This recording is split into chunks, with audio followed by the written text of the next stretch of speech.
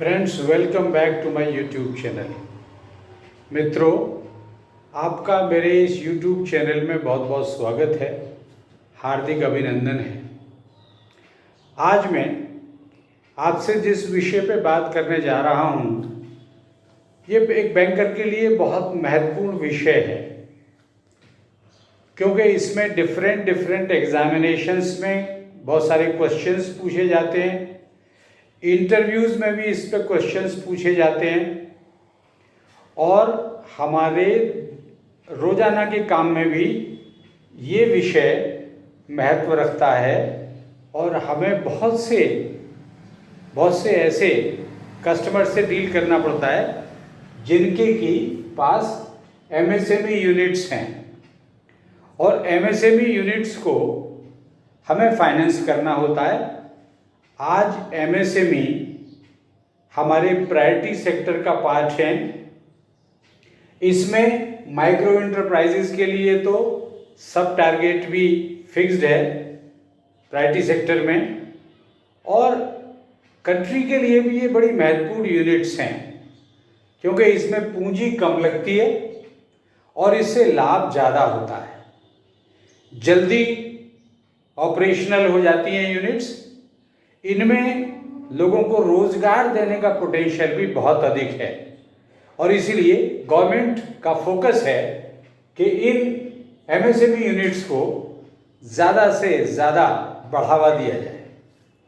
तो इस महत्वपूर्ण बात को मद्देनज़र रखते हुए आज मैं आपसे जो चर्चा करूंगा कि इन यूनिट्स को, यानी एमएसएमई यूनिट्स को, हम सीसी लिमिट्स कैसे निर्धारित करें, कैश क्रेडिट लिमिट कैसे निर्धारित करें, उस पर ये चर्चा फोकस्ड रहेगी। आपको इसका पूरा लाभ मिलेगा अगर आप इस वीडियो को पूरा अंत तक और ध्यान से देखेंगे, सुनेंगे, तो आपको इसका लाभ मिलेगा। और साथ ही मेरा आपसे ये भी अनुरोध होगा कि आप मेरे इस चैनल को लाइक, शेयर और सब्सक्राइब जरूर करें। तो शुरू करते हैं एमएसएमई यूनिट्स को कैसे हम सीसी लिमिट्स निर्धारित कर सकते हैं। आपने खूब सुना होगा कि हमारे 5 करोड़ तक की लिमिट्स हम नायक कमेटी रिकमेंडेशंस के आधार पर या टर्नओवर मेथड के आधार पर निर्धारित करते हैं। ये हमारे आरबीआई की गाइडलाइंस हैं और ये हमारे बैंक की भी अपनी नॉर्मल कोर्स में गाइडलाइंस भी हैं और नियम भी है। कोई भी 5 करोड़ तक की सीसी लिमिट चाहता है, वो एमएसएमई यूनिट है, तो हम उसे इसी आधार पर लिमिट निर्धारित करते हैं। आपको वो सारे डॉक्यूमेंट्स तो उससे लेने ही पड़ेंगे जो कि हम एक नॉर्मल बॉरोवर से लेते हैं, और वो सारे डॉक्यूमेंट लेने के बाद आप उसका जो नेक्स्ट ईयर के लिए है सेल्स टर्नओवर, जो उसने प्रोजेक्ट किया है अपने डॉक्यूमेंट्स में, अपनी सेल्स की प्रोजेक्शन दी है बैलेंस शीट में, प्रॉफिट एंड लॉस अकाउंट में, जहाँ पर भी आप देखते हैं जो चीज़ें आपको उपयोग में लानी है, क्योंकि एनडब्ल्यूसी की इसमें आवश्यकता होती है, वो बैलेंस शीट से हम निकालेंगे। सेल्स प्रोजेक्शंस की आवश्यकता होती है, तो वो हम प्रॉफिट एंड लॉस अकाउंट से लेते हैं। और उसके बाद के जो नियम है इसको निर्धारित करने के, सीसी लिमिट्स को, वो आसान है। मान लीजिए कि किसी व्यक्ति ने हमारा नेक्स्ट ईयर का एनुअल सेल्स टर्नओवर प्रोजेक्ट किया है आपको 100 करोड़। 100 इसकी यूनिट करोड़ रखे हैं, लाख रखे हैं आप, वो तो करोड़ रखेंगे तो ज़्यादा हो जाएगा, क्योंकि हमें लिमिट 5 करोड़ तक की देनी है। हमने इसको सपोज 100 लाख मान लेते हैं हम, तो 100 लाख का उसने टर्नओवर प्रोजेक्ट किया है। तो चूंकि आगे का जो निर्धारण है वो हमारा डिपेंड करता है परसेंटेज में, इसलिए मैंने इसको 100 लिया है, जिससे कि समझने में कोई दिक्कत ना आए। तो एनुअल सेल्स टर्नओवर अगले साल का जो प्रोजेक्ट किया है वो 100 है, और जो एनडब्ल्यूसी की रिक्वायरमेंट है एज पर रूल्स, वो हमारे पहली जो कैटेगरी की यूनिट्स हैं, इसको हम अपनी यूनिट्स को 3 कैटेगरी में डिवाइड करेंगे। Category number 1 cat 1, category number 2 and category number 3। Category number 1 में हम उन यूनिट्स को लाएंगे जो नॉर्मल यूनिट्स हैं, सीसी क्रेडिट लिमिट की, कैश क्रेडिट लिमिट की रिक्वायरमेंट 5 करोड़ तक ही है, और वो आपके जीएसटी में रजिस्टर्ड नहीं है या उनको एग्जेम्पशन मिला हुआ है, उनकी सेल्स टर्नओवर उस लेवल तक की नहीं है कि उनको जीएसटी के रजिस्ट्रेशन की आवश्यकता पड़े। तो ये यूनिट्स हमारी कैटेगरी 1 में आती है। और जो यूनिट्स हमारी जीएसटी में रजिस्टर्ड हैं वो कैटेगरी 2 में आती हैं। Category 2 means GST registered MSME units, GST registered MSME units. Category 3 GST registered तो है ही हैं, साथ में इन्होंने digital mode of receipt and payment भी एडॉप्ट किया हुआ है, digital mode of receipt and payment भी एडॉप्ट किया हुआ है। मेरे स्टूडेंट कई बार मुझसे ये सवाल पूछते हैं, साहब कैसे हम निर्धारण करें, कैसे ये हमको पता चले कि ये डिजिटल मोड में काम कर रहे हैं। तो मेरा उनके लिए साधारण सा उत्तर होता है कि यदि कोई डिजिटल मोड में काम करेगा तो आप उसके कैश क्रेडिट अकाउंट की स्टेटमेंट देखिए, और उस स्टेटमेंट में अगर कैश की ट्रांजैक्शंस मेजॉरिटी में हैं तो डिजिटल मोड नहीं है, और एनईएफटी, आरटीजीएस और पॉस मशीन के ट्रांजैक्शंस उसमें मेजॉरिटी में हैं, कैश ट्रांजैक्शंस बड़े लिमिटेड या नेग्लिजिबल हैं, तो डिजिटल मोड में काम कर रहा है। और बहुत से ऐसे कस्टमर्स भी होते हैं जिनके पास हमारे बैंक ने पॉस मशीन लगाई होती है, और पॉस मशीन लगी है तो कार्ड बेस्ड पेमेंट रिसीव कर रहा है और वो सीधे अकाउंट में जमा हो जाता है, तो ये मान लेते हैं कि वो डिजिटल मोड में काम कर रहा है।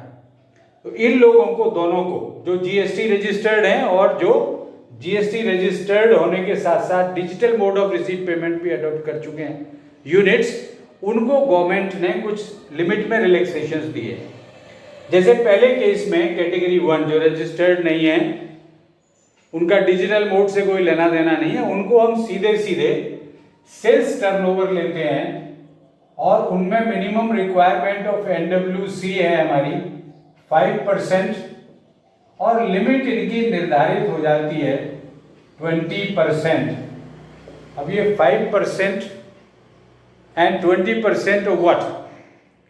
Now the limit is 20% of annual projected sales turnover which the bank has accepted. Here a question also arises कि अगर उसने कोई बहुत ज़्यादा प्रोजेक्शंस दिए हुए हैं सेल्स टर्नओवर के, तो यहाँ बैंक को डिस्क्रिशन है कि वो उसका पूरा बिल्कुल rational based, realistic, near realistic sales turnover accept करे, एंड अकॉर्डिंग टू दैट उसको 20% of the sales turnover insuring minimum 5% of NWC और मार्जिन इंश्योर करते हुए आप उसको एनुअल सेल्स टर्नओवर का 20%, यानी अगर टर्नओवर 100 लाख प्रोजेक्ट किया है तो 20 लाख की लिमिट हम उसे दे सकते हैं। यही काम जब हम सेकेंड कैटेगरी यूनिट्स में करेंगे जो जीएसटी रजिस्टर्ड हैं, तो उस केस में हमारी ये फिगर्स बदल जाएंगी। अब ये फिगर्स हमारी हो जाएंगी कि हम उससे एनडब्ल्यूसी मिनिमम रिक्वायरमेंट इंश्योर करेंगे 6.25%, और सीसी लिमिट उसकी बनेगी 25 लाख। तो अगर उसने 100 लाख का सेल्स टर्नओवर प्रोजेक्ट किया है नेक्स्ट ईयर के लिए, तो मिनिमम मार्जिन हम इंश्योर करेंगे प्रोजेक्टेड एनडब्ल्यूसी के आधार पर 6.25%, और 25% हो जाएगी उसकी लिमिट। तो कोई कंफ्यूजन नहीं, आसान काम है।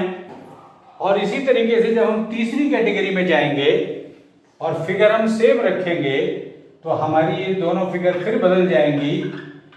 इसमें हमारा NWC या मार्जिन जो रिक्वायरमेंट है, minimum margin required will become 7.5% of the annual sales turnover और limit will be in that case 30% of the annual sales turnover.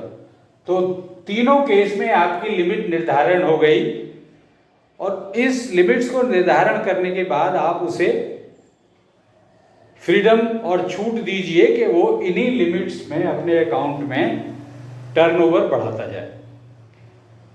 अब आपको एक ये इसको देख करके पता चलेगा कि जो कैटेगरी 1 थी उनकी जो लिमिट है वो 20% है, जो सबसे कम है। GST रजिस्टर्ड में 25% है, जो उससे ज़्यादा है। और तीसरे केस में जो GST रजिस्टर्ड भी है और digital mode of receipt and payment भी अडॉप्ट कर चुकी हैं, तो उन केसेस में लिमिट और ज़्यादा है, 30% है, विच इज़ मैक्सिमम।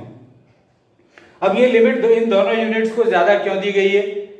इन दोनों यूनिट्स को लिमिट इसलिए ज़्यादा दी गई है क्योंकि गवर्नमेंट बढ़ावा देना चाहती है, ज़्यादा से ज़्यादा यूनिट्स ये GST में रजिस्टर्ड हों और साथ साथ ये digital mode of receipt and payment भी अडॉप्ट करें, जिससे हमारी डिजिटल ट्रांजैक्शंस इकोनॉमी में बढ़ें और हमारा कैश ट्रांजैक्शंस इकोनॉमी में कम होते चले जाएं।